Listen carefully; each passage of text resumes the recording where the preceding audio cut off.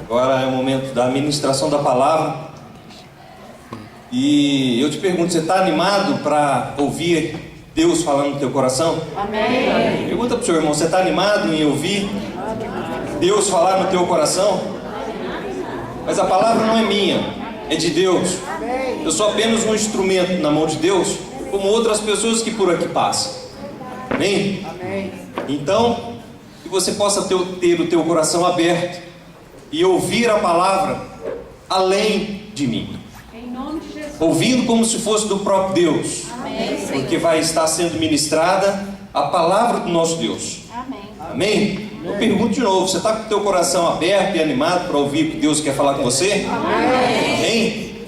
Então, levanta a tua mão e fala assim: Senhor, fale comigo. Fale comigo nesta noite. Mesmo que a tua palavra me confronte. Mesmo que a tua palavra me confronte. Em nome de Jesus. Em nome de Jesus. Amém? Amém. Amados, quero ministrar nessa noite a respeito de uma vida missional. Para isso nós vamos ler um trecho a respeito do tanque de Betesda, que está em João no capítulo 5, do verso 1 ao 9.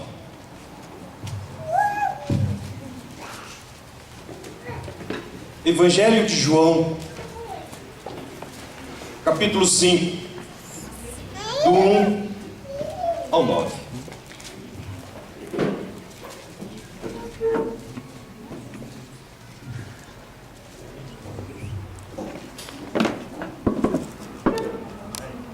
Evangelho de João, capítulo 5, do 1 ao 9. Amém? Amém. Vamos colocar de pé aqueles que podem, em reverência à palavra do Senhor, que será lida e que diz assim: passadas essas coisas, havia uma festa dos judeus, e Jesus subia para Jerusalém. Ora, existe ali, junto à porta das oliveiras, um tanque, chamado em hebraico Betesda, o qual tem 5 pavilhões. Nestes jazia uma multidão de enfermos, cegos, coxos, paralíticos, esperando que se movesse a água, porquanto um anjo descia em certo tempo, agitando-a, e o primeiro que estava no tanque, uma vez agitada a água, sarava de qualquer doença que tivesse. Verso 5: estava ali um homem enfermo havia 38 anos.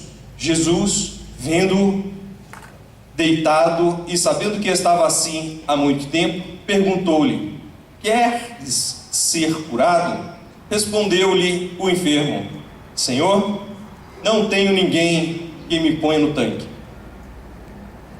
quando as águas é agitada, pois enquanto eu vou, desce outro antes de mim. Então lhe disse Jesus: levanta-te, toma o teu leito e anda. Imediatamente o homem se viu curado e, tomando o leito, pôs-se a andar. E aquele dia era sábado. Deus, nós louvamos o teu nome pela tua palavra que foi lida. E te pedimos, Deus, em nome de Jesus, que o Senhor traga revelação às nossas vidas, ó Pai, de tudo isso que nós lemos. Por tudo, ó Pai, que tem por trás dessas escritas.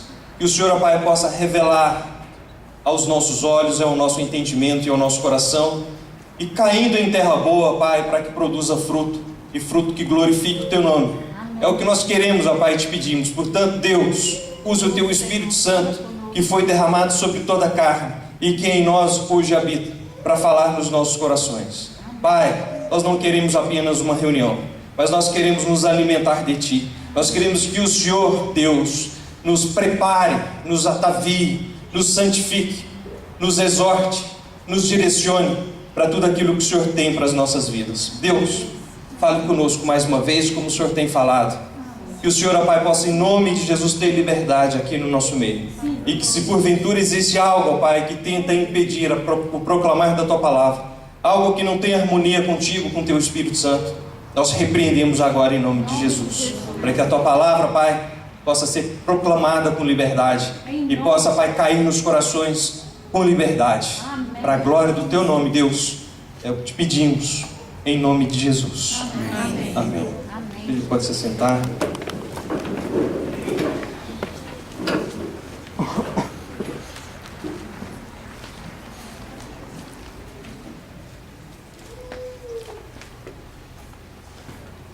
Esse tanque de Betesda, que em hebraico significa casa de misericórdia, não sei por que nas traduções não vem assim. Em outras traduções, Abba vem Abba e depois Pai, mas glória a Deus pelas traduções que nós temos. Hoje, lendo esse texto, fiquei pensando naquele local. Imagina Jesus Cristo a caminho de uma festa e no meio do caminho ele se desvia para um lugar. Vocês devem perceber como é que era esse lugar. Grande, 5 pavilhões, cheios de paralítico, coxo, e não eram pessoas que estavam ali há pouco tempo. Esse homem estava lá, ou estava enfermo, há 38 anos. Pensa bem a dificuldade para esse cidadão tomar banho. Muito provavelmente ele não cheirava bem. E muito provavelmente esse lugar não cheirava bem. E muito provavelmente esse lugar era um lugar esquecido. E Jesus Cristo, a caminho de uma festa, se desvia para um lugar onde as pessoas não cheiravam bem.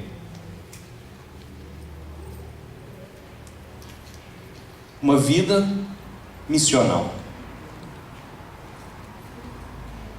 E essa palavra que eu quero trazer hoje, refletir com a igreja, inclusive refletir pela minha própria vida, não é para trazer peso para ninguém. É apenas para nos direcionar para aquilo que Deus tem para nossas vidas. Porque enquanto nós não entendemos de fato aquilo que Deus tem para cada um de nós, muitas vezes nos frustramos. Muitas vezes vivemos uma vida triste, porque não conseguimos realizar aquilo que nós propomos. E muitas vezes aquilo que nós propomos está diferente daquilo que Deus propôs para nós. Jesus Cristo disse em João, capítulo 6, verso 38, um pouco à frente, os irmãos não precisam abrir se não quiser, o seguinte: pois eu desci do céu, não para fazer a minha própria vontade, mas a vontade daquele que me enviou. Ou seja, Jesus Cristo tinha claro em sua mente de que ele passava aqui na terra com uma missão, uma vida missional. E é isso que Deus quer falar para cada um de nós, que nós passamos por essa terra, por um período em que vivemos aqui, mas com uma missão.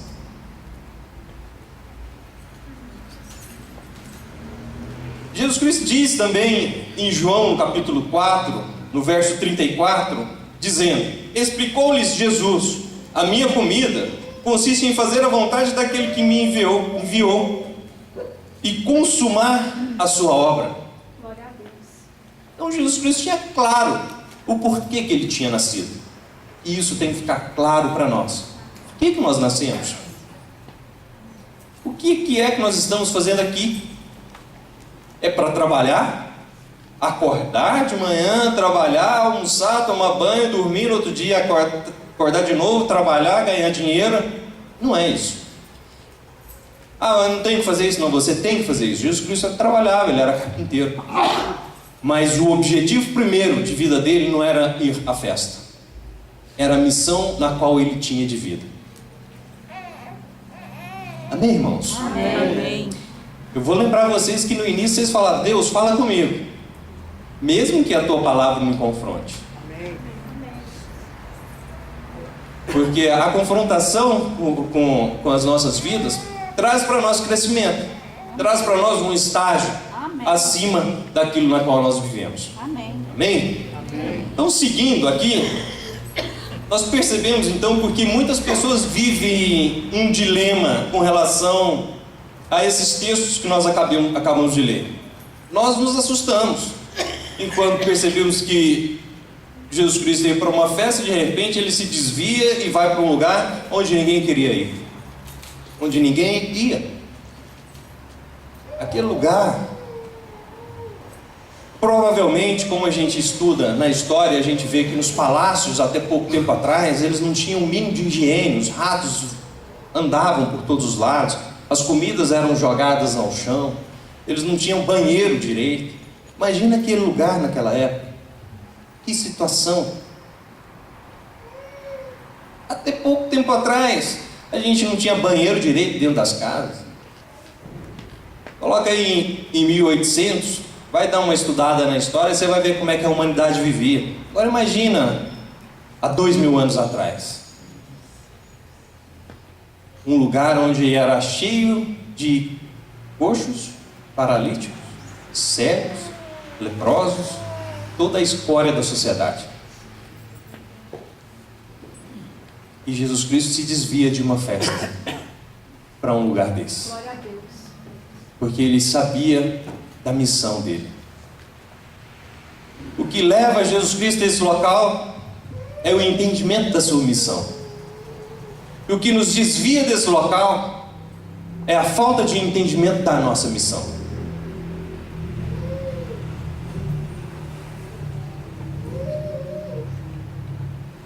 Então, quando lemos essas passagens, nós nos chocamos porque o nosso entendimento, muitas vezes, está desfocado com o de Cristo. Os nossos objetivos, muitas vezes, estão desfocados com os de Cristo. E por isso a grande dificuldade de nós sermos ensinados pela Escritura Sagrada. As Escrituras Sagradas, ela vem nos ensinando isso: e amar a Deus sobre todas as coisas e ao próximo como Cristo amou. Todas as coisas da palavra estão voltadas para esses dois pontos: em amar a Deus e ao próximo. Só que eu quero falar de uma palavra aqui que eu já ia falar no início, mas como ela é muito desconhecida, poucas pessoas conhecem o significado dessa palavra, que é o hedonismo. Ela é pouco conhecida, porém ela é plenamente vivida pela maioria dos seres humanos. O hedonismo, eu fui no dicionário e copiei, então está aqui na íntegra, como está no dicionário. Hedonismo é igual doutrina filosófica que faz do prazer o objeto da vida. Vou repetir: hedonismo, doutrina filosófica que faz do prazer o objetivo da vida.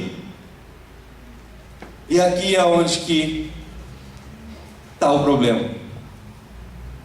E aqui é onde que o negócio amarra muita gente. Ou seja, de alguma maneira nós queremos o prazer. De alguma maneira nós queremos nos satisfazer. E Jesus Cristo, entendendo bem isso, ele diz o seguinte: bom, aquele que quer vir após mim, ele não pode ter uma vida hedônica, pautada no seu prazer. Então você deve negar a si mesmo, tomar a sua cruz e me seguir. E isso separa muito. Os discípulos daqueles que apenas querem. E como eu disse no início, eu não estou trazendo essa palavra para trazer peso para ninguém, mas para trazer clareza sobre as nossas vidas, de que temos uma missão. Amém. E quando nós entendermos que temos uma missão, isso nos dará força, prazer, alegria no Senhor de cumprir essa missão. que é de amar a Deus sobre todas as coisas e ao próximo como Cristo amou. Amém? Amém. Então, a Bíblia nos diz que a sua carne, Márcio, porque quando a gente fala assim, parece que a gente chama mais para perto a palavra, parece que ela faz mais sentido. Que você, na sua essência, apesar de você estar aí sentado e ser uma boa pessoa, a sua carne opera, milita e trabalha contra o próprio Deus. Olha bem o que fala em Gálatas 5,17. Porquanto a carne luta contra o Espírito, e o Espírito contra a carne. Eles se opõem um ao outro. Olha bem, a nossa carne opera, milita contra, não é contra o diabo, é contra o Espírito. E o Espírito contra a carne. Você está em casa e fala, hoje eu não vou na reunião não. Aí o Espírito dá aquela cutucada assim, não, você precisava ir. Aí te dá aquele peso na consciência. Aí você pensa assim, não é mesmo. Aí de repente acontece um negócio, você senta no sofá e fica. Aí fica aquela luta. E aquele que você alimenta mais é o que vence. Entendeu? Para já ficar aquele puxão de orelha para cada um de nós, porque todas as vezes que você pensar assim, olha, eu não vou fazer isso que eu deveria fazer, inclusive, alguma coisa no reino, lembra que é você trabalhando contra o próprio Deus. Essa pessoa bonitinha que está aí sentada. Em Provérbios diz que os nossos pés correm para derramar sangue. É o que a palavra diz a nosso respeito. Por isso que aquela piadinha que fala do jumentinho, vocês já viram, né? Que o jumentinho voltou para a mãe e falou assim, mãe, ontem eu fui aplaudido. Eu passei numa rua aí e fui aplaudido, e o pessoal jogava galho, folha e tal, e eu me achei. Aí a mãe dele fala assim, bom, volta lá de novo. Aí ele voltou na mesma rua, passou, e ninguém deu moral para ele. Ele voltou e falou assim, hoje não aconteceu nada. Aí a mãe dele falou assim, com quem que você estava ontem? Aí ele fala assim, eu estava carregando Jesus Cristo. Aí ela vira pro jumentinho e fala assim, você sem Jesus Cristo não passa de um jumento. Resumindo, nós sem Jesus Cristo nós não somos nada nem ninguém. Ou seja, você sem Jesus Cristo, você não passa de você mesmo.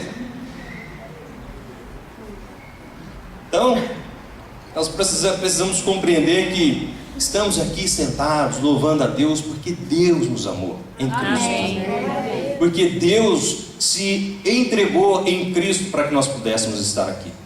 Então, é nele. Por isso, todo louvor nós entregamos a Ele. É para Ele e é por Ele. Então, através desse texto que nós lemos de Gálatas, nós podemos então perceber que não podemos ter uma vida pautada nos nossos prazeres, porque isso nos leva ao oposto daquilo que Deus tem para nós. Então, muitas pessoas se deprimem se não tiver uma vida pautada nos seus prazeres, se não tiver os seus sonhos realizados, se não realizarem tudo que querem. E olha bem, meu irmão, pode ser que Deus está segurando algum sonho seu, porque pode ser que um desses sonhos seus realizado pode te levar para longe da presença de Deus.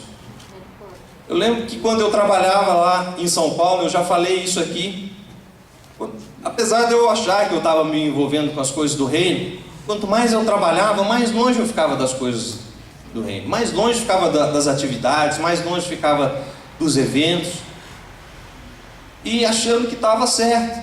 E Deus cortou, e eu falei, por que Deus fez isso comigo? Depois de 5 anos, dobrei meu joelho e entendi e agradeci a Deus, porque o caminho no qual eu estava trilhando era um caminho que me deixava cada vez mais longe da presença do meu Deus. Então, nós possamos ter um pouco de cuidado com os nossos sonhos. Alegre-se no Senhor, e Ele satisfará os desejos do nosso coração. Alegre-se nas coisas de Deus, e Ele satisfará os desejos do nosso coração. Olha, Deus, Ele não é sarcástico, não é que Ele quer ver nós padecendo. Ao contrário, Ele não quer isso. O que Ele quer é que nós estejamos cada vez mais perto da presença dEle. Mais perto daquilo que Ele tem para as nossas vidas. Mas nós, muitas vezes, somos como os adolescentes. Adolescente, você já viu como é que é? Você fala para ele, cuidado com o que você está fazendo, mas na cabeça dele, ele acha que está tudo certo, está tudo sob controle, que ele está entendendo o que está acontecendo. E nós muitas vezes somos assim com Deus. Deus está dizendo, olha, negue-se a si mesmo, tome a sua cruz e me siga. Bom, se Cristo está dizendo isso, obviamente Ele sabe que isso é o melhor para as nossas vidas. Obviamente Ele não está fazendo isso para nos penalizar. Não, Ele está falando isso para que nós possamos ir num caminho em que a gente vai estar bem. Amém, irmãos? Amém. Então que nós possamos compreender essas coisas. Uma vida pautada no nosso prazer, e prazer de ter todas as coisas como nós queríamos que fosse. Por exemplo, um relacionamento conjugal como os das novelas, como os dos filmes. As pessoas ficam aí assistindo muita novela, tem quem gosta, tem quem não gosta. Eu, por exemplo, não gosto. Mas cuidado, meu irmão. Cuidado, porque muitas vezes você começa a achar que a sua vida tinha que ser aquele conto de fada que ninguém tem. Todo mundo tem problema. Você acha que tem algum relacionamento que não tem problema? Ou que existe alguma família que não tem problema? Ou que existe alguma pessoa na face dessa terra que não tem problema? Mas em Cristo nós superamos essas adversidades. Amém. Em Cristo nós seguimos. E por isso nós cantamos, ai de mim, se não fossem os irmãos íntimos. Quem que poderia orar por mim no momento de dificuldade? Com quem eu poderia me abrir? Com quem eu poderia contar? Quem poderia me apoiar? Por isso a importância da igreja e da comunhão. Então, querer viver esse quadro imaginário, que muitas vezes a nossa carne, e ajudado muitas vezes pelo mundo ou pelo inimigo, ele coloca um quadro imaginário na nossa cabeça, na qual a gente imagina que a gente deveria viver aquilo, e a gente pensa que se a gente não vivesse daquele jeito, a gente não estaria completo. E Deus tem um objetivo diferente para nós, uma missão. E a missão nossa é de ir aos perdidos. Essa é a nossa missão. Amém. Como Paulo, depois que ele se converteu, Deus colocou a missão no coração de Deus, no coração de Paulo. E Deus quer colocar essa missão no coração de Deus nos nossos corações. Amém. Como Deus colocou a missão de Deus no coração de Cristo. E como Deus colocou a missão de Deus na vida de tantas pessoas que está relatada na palavra e daquelas que não estão relatadas na palavra. Mas essa missão só vem para os nossos corações se nós dermos lugar para ela. Amém, irmãos? Amém. Você quer ser a diferença onde que você passar? Amém. Deus quer te pegar como um instrumento nas mãos dele, para colocar as mãos sobre o enfermo e orar por ele. Senhor, já que eu sou já que eu tenho essa missão, já que o Senhor colocou no meu coração essa missão, eu vou orar por esse irmão que está doente. Você vai só fazer a sua parte, orar. Quem vai curar é Deus. Amém. E Deus tem curado no nosso meio. Amém. Nós temos visto milagres no nosso meio. verdade. A minha tia mesmo, não foi por causa de mim. Quem sou eu? Eu não consigo nem pregar direito. Vou ler a palavra, fico procurando. Mas eu coloquei as mãos sobre a vida dela, ela estava com câncer, foi curada. Amém. Poder de Deus. Aí uns podem dizer assim, mas foi o medicamento. mas foi isso, depois foi aquilo outro, eu posso te dizer o seguinte: se Deus não guardar uma cidade, em vão trabalham os sentinelas. É verdade. Se Deus não abençoar, em vão é o trabalho dos médicos, em vão são os remédios. Se Deus não operar, em vão é o trabalho. Então, se você compreende que você tem uma vida missional, você tem então mais disposição de ir aos perdidos e orar por ele. E liberar bênção sobre a vida daquele irmão que muitas vezes está passando por dificuldade. E o texto que eu li sobre alegrar no Senhor está em Filipenses 4:4. Aqueles que gostam de anotar, está aí a referência, Filipenses 4, verso 4, onde diz: alegrai-vos sempre no Senhor. Novamente vos afirmo, alegrai-vos. Isso é uma vida missional. Não é alegrar na sua situação, ou na circunstância, ou entristecer. Obviamente que nós nos alegramos com certas situações, ou nos entristecemos com outras. Somos seres humanos, isso é perfeitamente normal. Mas o que o Senhor está dizendo é o seguinte: o nosso objetivo deve ser no Senhor. Amém. Sempre no Senhor. Alegrai-vos no Senhor. Amém, Senhor. Alegrai-vos. E aí você pensa naquilo que o Senhor já fez por você. Olha, você era para ser entregue à morte eterna, mas Ele não permitiu. Imagina bem.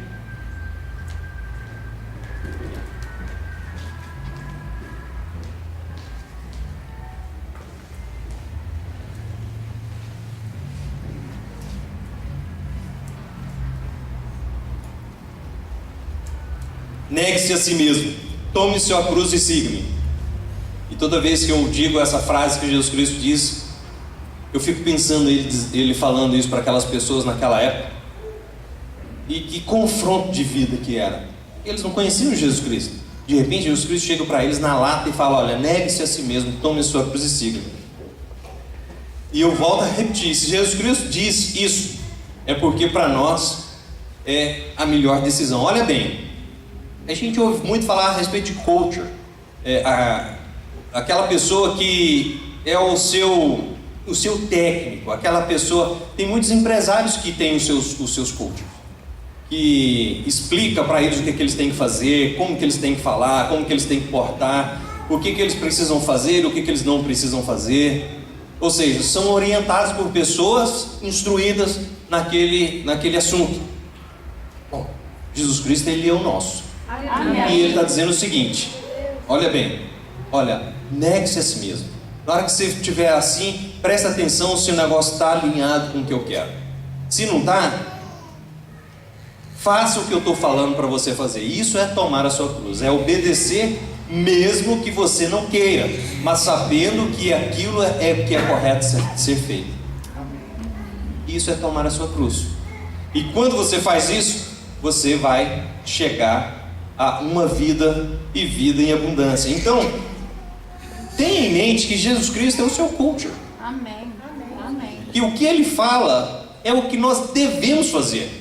Imagine se você tivesse uma pessoa que você pagasse caro para ela falar assim: olha, faz isso, isso. Olha, daqui para frente eu quero me dar bem na vida. Eu quero organizar a minha vida e tal. O que eu tenho que fazer? Aí ele começa a te explicar o que você tem que fazer. Bom, vai lá em tudo e disse Jesus, e obedeça. Amém. E disse Jesus. Amém. E coloca: não, cara, isso aqui eu preciso fazer. Jesus Cristo disse, então, né, o caminho é por aqui. Então faça um estudo minucioso da palavra. O que Jesus Cristo disse? E disse Jesus. A palavra é cheia de e disse Jesus, e disse Jesus, e disse Jesus. E pega tudo aquilo que Jesus Cristo disse e estuda. Coloca em prática nas nossas vidas. Em nome de Jesus. Amém, irmãos? Amém. Isso nos leva a ter uma vida e vida em abundância. Então, Paulo nos diz para que nós possamos ser imitadores de Cristo. Ele era imitador de Cristo. E eu sei que cada um de nós também queremos ser imitadores de Cristo. Amém. Prova disso é porque estamos aqui. Agora, O que é ser imitador de Cristo? Sabe. Mas eu vou citar aqui algumas coisas. Ser imitador de Cristo é olhar para o seu semelhante com um olhar de misericórdia. É olhar para o seu semelhante com um olhar de amor. É olhar para o seu semelhante se colocando no lugar dele. Isso é ser imitador de Cristo. Isso vai nos levar a brigar menos com as pessoas. Uma vida missional.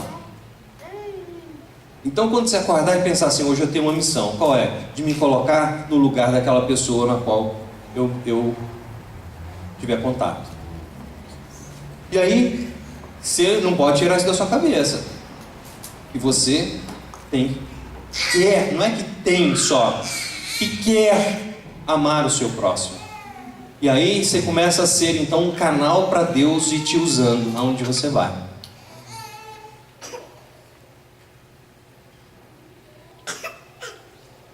Ser imitador de Cristo é pegar essa ficha aqui que nós entregamos na igreja e colocar um firme propósito no ID e fazer discípulos. Isso não é nós, a liderança, que está dizendo. Foi Cristo quem nos comissionou a isso. A ir e a fazer discípulos. A outra é honrar os seus líderes e autoridades, como Cristo fez, como Paulo fez. A outra é... Bom, eu poderia falar tantas coisas, o que mais eu poderia dizer?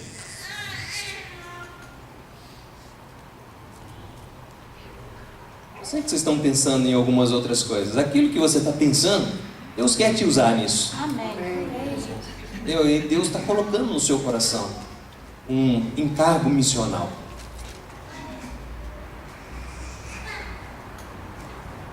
E que essa mensagem não seja peso para você, porque quando nós trocamos os nossos fardos com Cristo, Ele diz que o fardo dele é leve e é suave. Amém. Ele está dizendo que aquilo que Ele nos propõe a fazer, nele, em Cristo, é leve e é suave. Muitas vezes as pessoas não conseguem perdoar. E Cristo fala, perdoa. Apesar de a gente achar que o perdão é algo difícil, qual que é mais pesado? Você viver rancoroso ou você viver amando alguém? O amor não pesa. Mas o ódio pesa, corrói. O fardo de Cristo, ele é mais leve. E para nós concluirmos esta palavra,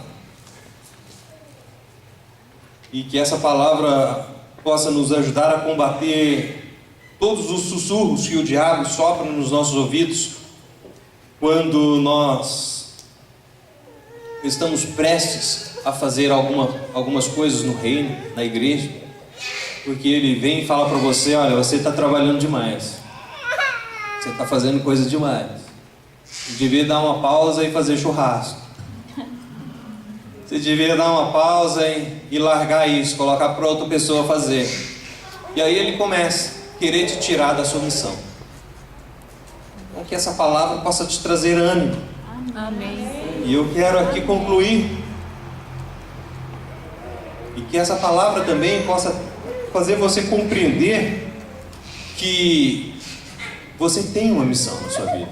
E a sua missão não é ganhar dinheiro só. Faz parte. Nós não vivemos sem dinheiro. Mas a sua missão é amar a Deus sobre todas as coisas e ao próximo. Amém. E eu concluo com 1 Coríntios, no capítulo 10, no verso 31 a 33.